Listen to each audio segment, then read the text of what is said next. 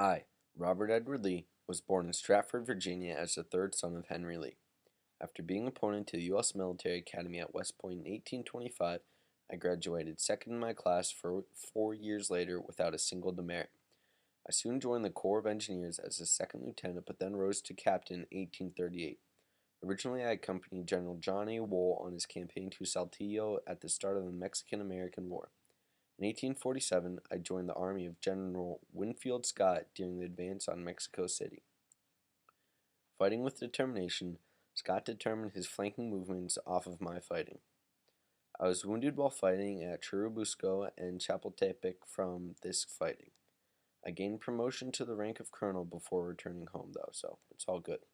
Upon returning home, I was appointed superintendent of cadets at West Point in 1852. I felt unqualified for this position, but I changed and improved the school's curricula. I was a strict disciplinarian as I almost expelled my own nephew from poor grades and behavior.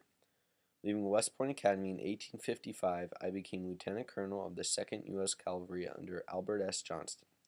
The 2nd U.S. Cavalry became known for training large numbers of the future Confederate officers.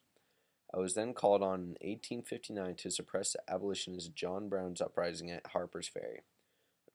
Upon completing this task bloodlessly with a company of Marines, I became colonel of the 1st U.S. Cavalry and was the commander of the Department of Texas in 1860 when the Civil War was sparked. Virginia was the site of an October 16, 1859 raid by abolitionist John Brown. Brown hoped to seize the town's federal arsenal and distribute the weapons to local slaves to start a rebellion. I, Colonel Robert E. Lee, led federal troops to Harper's Ferry, putting down the attempted rebellion on October 18th, forcing Brown along with 17 compatriots to be captured and delivered for trial. Brown was convicted of treason and hanged on December 2nd for his crimes. John Brown stated at his public hanging, quote, I, John Brown, am now quite certain that the crimes of this guilty land will never be purged away but with blood, end quote. John Brown was viewed as a martyr by the North after his punishment. This increases sectional tension between the North and the South. The time I had after I was sent to put down the rebellion, I was thinking, why in the world would you raid your own country's federal arsenal?